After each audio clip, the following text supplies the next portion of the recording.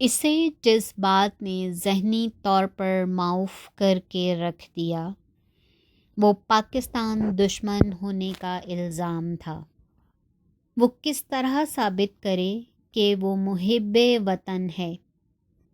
وہ کون سا سرٹیفکیٹ دکھائے کہ اس کا دل اسلام اور پاکستان کی محبت سے لبریز ہے؟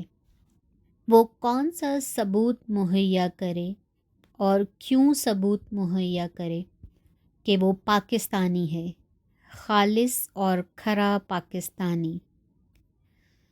وہ 17 مارچ سے 20 مارچ تک جن تجربات سے گزرا، انہوں نے اس کے اندر زندہ رہنے کی ہمت ختم کر دی۔ اس کا جی چاہا کہ وہ خودکشی کر لے، لیکن اسے خلاف اسلام سمجھ کر رد کر دیا۔ اس نے سوچا کہ وہ ملک چھوڑ کر بھاگ جائے، لیکن دھرتی کی بو، نظریے کی باس، دن کی دھوپ اور رات کی چاندنی نے اس کے پاؤں میں بیڑیاں ڈال دیں۔ اسے نوکری کا غم نہ تھا، وہ جاتی ہے تو جائے۔ اسے زندگی کا رنج تھا جس کا دھاگا لمحہ بہ لمحہ اس کے ہاتھوں سے سرک رہا تھا۔ جس دن اس نے چارج شیٹ کا جواب دینا تھا، اس سے اگلے روز یوم پاکستان تھا، اس کے پیارے وطن کے اساسی نظریے کی سالگرہ۔ وہ اس سالگرہ کو اپنی آنکھوں سے دیکھنا چاہتا تھا، وہ اس کے جشن میں شریک ہونا چاہتا تھا۔ وہ اپنے دلارے وطن کی 28ویں سالگرہ کی جوانی اور اس کا جلوہ دیکھنا چاہتا تھا۔ 23 مارچ کو جمعے کے دن اس نے نہا دھو کر مسجد میں نماز پڑھی، سپہر تک کمرے میں لیٹا رہا اور 5 بجے نیشنل سینٹر میں یوم پاکستان کی تقریب میں شرکت کے لیے چلا گیا۔ وہاں اس نے پچھلے بینچ پر بیٹھ کر مقررین کی تقریریں سنیں، دوسروں کے ساتھ مل کر تالیاں بجائیں اور بالآخر مہمان خصوصی کی تقریر کا ایک ایک لفظ غور سے سنا۔ پاکستان ایک فلاحی اسلامی مملکت ہے، یہ کسی کی جاگیر نہیں، اس کے مالک 6 کروڑ عوام ہیں۔ یہ اسلامی نظریاتی ملک ہے اور اسلام ظلم و ستم اور جبر و تشدد کی ممانعت اور مذہبی رواداری اور سماجی عدل و انصاف کی تلقین کرتا ہے۔ ہم سب کو مل کر اس ملک کی تعمیر نو کرنا ہے جس میں زندگی کے سب شعبوں یعنی مزدوروں، کسانوں، استادوں، مصوروں، شاعروں اور دانشوروں نے اہم کردار ادا کرنا ہے۔ یہاں سب کے لیے یکساں موقع ہیں، یہاں سب کے لیے آزادی، مکمل آزادی ہے۔ مہمان خصوصی کی تقریر ختم ہوئی تو فطرت چپکے سے اٹھا اور پچھلے دروازے سے باہر نکلنے لگا تو دائیں بائیں بیٹھے حاضرین نے اسے عجیب نظروں سے دیکھا۔ حالیہ اخباری تبصروں کے بعد فطرت کو یوں محسوس ہوا کہ سب لوگ اسے طعنہ دے رہے ہیں۔ وہ امریکی ایجنٹ CIA کا آدمی، اوئے سرخا ہے سرخا، وہ گیا، پکڑو اسے، ایجنٹ ہے ایجنٹ، اینٹی پاکستان۔ وہ نیچے سڑک پر آیا تو اس کے ہوش و حواس غلط ملت ہو رہے تھے۔ اسے کچھ سوجھ نہ رہا تھا، اس نے بائیں طرف مڑنا ہے یا دائیں۔ وہ پھرتا پھراتا اپنے اسے کچھ سوجھ نہ رہا تھا کہ اس نے بائیں مڑنا ہے یا دائیں۔ وہ پھرتا پھراتا اپنے گھر پہنچ گیا۔ اس کی بیوی بچوں سمیت کسی سہیلی کے گھر گئی ہوئی تھی۔ فطرت نے اسٹوڈیو کھولا، فریم اتار کر سارے کینوس سمیٹے، برش اور پینٹ اٹھائے اور اسلام آباد سے باہر نکل گیا، جنگل کی طرف۔ جب میں اپنے دلکش ٹویوٹا میں کمال کو لے کر فطرت کے گھر پہنچا تو اس نے کوٹھی نما مکان کا گیٹ بند تھا، جس پر فطرت کے نام کی تختی لٹک رہی تھی۔ سامنے پورچ میں گہرے آسمانی رنگ کی فوکس ویگن کھڑی تھی۔ نمبر تھا RID 955۔ معلوم ہوتا تھا کہ کئی دنوں سے جھاڑو نہیں دیا گیا۔ کال بیل کا بٹن دبایا، لیکن یہ برقی رو سے خالی تھا۔ گھنٹی کو مردہ پا کر ہم نے ہینڈل کو گیٹ کے ساتھ 2-3 دفعہ بجایا۔ جواباً فطرت کا بیٹا فرخ باہر آیا۔ کمال نے اس سے پوچھا، بیٹا امی ہیں؟ اس نے اثبات میں جواب دیا تو ہم اندر چلے گئے۔ میری نسبت کمال کی یہاں آمد و رفت زیادہ تھی۔ فطرت کی بیوی زبیدہ نے رو رو کر برا حال کر لیا تھا۔ اس نے مٹیالے رنگ کی شلوار اور میلی سی چادر اوڑھ رکھی تھی۔ اس کا چہرہ آنسوؤں سے دھل دھل کر پیلا ہو چکا تھا۔ اس کی سرخ آنکھیں بتا رہی تھیں کہ وہ کئی روز سے سوئی نہیں۔ وہ اب بھی رو رہی تھی۔ ہم سب ڈرائنگ روم میں بیٹھ گئے۔ فرخ باہر بھاگ گیا۔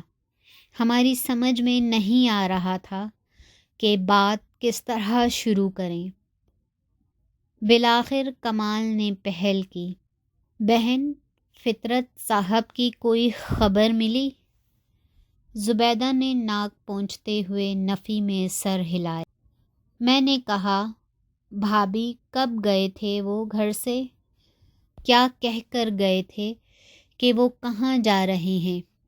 23 مارچ کی بات ہے بھائی، وہ نیشنل سینٹر میں کسی فنکشن کے لیے گئے تھے۔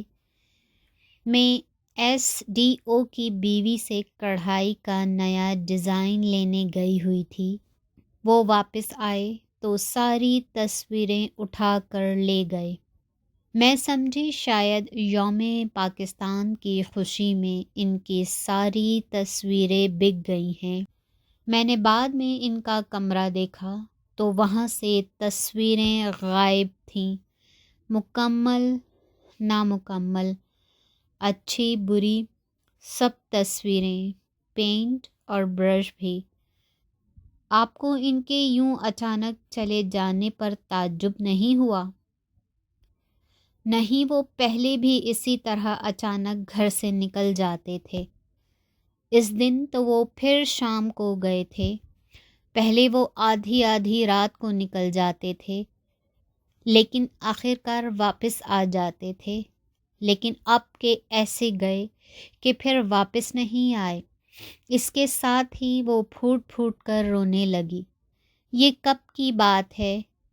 23 مارچ کی بات، اور آج 27 مارچ، 5واں دن۔ کہیں سے کوئی خبر نہیں ملی۔ زبیدہ نے نفی میں سر ہلایا۔ کمال نے پوچھا، آپ نے آج کا اخبار دیکھا ہے؟ ہاں، عزیز صاحب کی بیوی صبح صبح اخبار لے کر آئی تھی، لیکن وہ خودکشی کا یہ واقعہ کہیں اور کا ہے۔ ایک تو جس شخص کا حلیہ اس میں درج ہے وہ فطرت کا نہیں، دوسرے فطرت خودکشی کو غیر اسلامی سمجھ کر اس کے سخت خلاف تھا۔ اتنے میں فطرت کے پڑوسی ایس ڈی اور رحیم صاحب اور فارسٹ آفیسر صاحب آ گئے۔ ان کے ساتھ ایک نیم تعلیم یافتہ ادھیڑ عمر شخص تھا۔ نوید بھائی، یہ سپروائزر نور احمد ہے۔ جی۔ اس نے فطرت صاحب کو دیکھا تھا۔ زبیدہ جو غم و اندوہ کی پوٹلی ہی تھی فوراً جاگ اٹھی۔ کب؟ کہاں؟ ٹھیک تھے وہ؟ بتاؤ نور احمد، اپنی زبانی نوید نے کہا۔ نور احمد نے بتانا شروع کر دیا۔ 23 مارچ کو سورج ڈوبنے کے وقت ہمارے فارسٹ ہٹ کے چوکیدار نے فطرت صاحب کو تصویروں سمیت جنگل کی طرف جاتے دیکھا۔ کمال نے بے تابی سے کہا، اس نے روکا نہیں انہیں کہ وہ اس وقت کہاں جا رہے ہیں؟ چوکیدار انہیں پہلے بھی کئی مرتبہ یوں گھومتے پھرتے دیکھ چکا تھا، کبھی تصویر بنانے والے اسٹینڈ، کپڑے اور پینٹ سمیت، اور کبھی اس کے بغیر۔ وہ جانتا تھا کہ وہ تصویریں بناتے ہیں۔ تو پھر؟ میں نے پوچھا۔ وہ تو چلے گئے کہیں آگے جنگل کے اندر، سڑک سے دور۔ کوئی نشان ملا ان کا؟ صرف 2 نشان ملے، بلکہ ایک۔ وہ کیا؟ جنگل کے عین وسط میں ان کی ساری تصویریں جلی پڑی تھیں، پینٹ اور برش بھی۔ بعض نیم جلے ٹکڑے زمین پر پڑے تھے، جو نوید صاحب نے آج دیکھے ہیں۔ اور دوسرا نشان یا اطلاع؟ جہاں انہوں نے تصویریں جلائی تھیں وہاں پہاڑی کی اوٹ میں ایک مکان ہے۔ ہم نے اس مکان کے رہنے والوں سے پوچھا۔ کیا بتایا انہوں نے؟ انہوں نے صرف اتنا بتایا کہ انہیں زور زور سے کسی پاگل کی آواز سنائی دی۔ کیا کہہ رہا تھا وہ؟ صحیح لفظ تو یاد نہیں، کچھ اول فول نکل رہا تھا اس کے منہ سے۔ جیت گیا، جیت گیا، نکل گیا، نکل گیا، لے لیا بدلہ میں نے، پاگل ہیں سارے، بے وقوف، کیا کر لیں گے، کیا بگاڑ لیں گے، پاگل بے وقوف کہیں کے، نکل گیا میں، نکل گیا میں۔ پھر گاؤں کے لونڈے پاگل پاگل کہہ کر دور سے اس پر پتھر پھینکنے لگے۔ فطرت نے ان کے شور اور پتھروں کا کوئی نوٹس نہ لیا اور رات کی تاریکی میں اس پار جنگل میں کھو گیا۔ پھر کیا؟ رحیم صاحب اور نوید صاحب نے مری تک تلاش کروا لیا، کہیں کھوج نہیں ملا ان کا۔ یوں عالم دیوانگی میں وہ اپنے پریشر کوکر سے ہمیشہ کے لیے آزاد ہو گیا اور زبیدہ، فرخ اور حنا کو ایک نئے پریشر کوکر میں پھینک گیا۔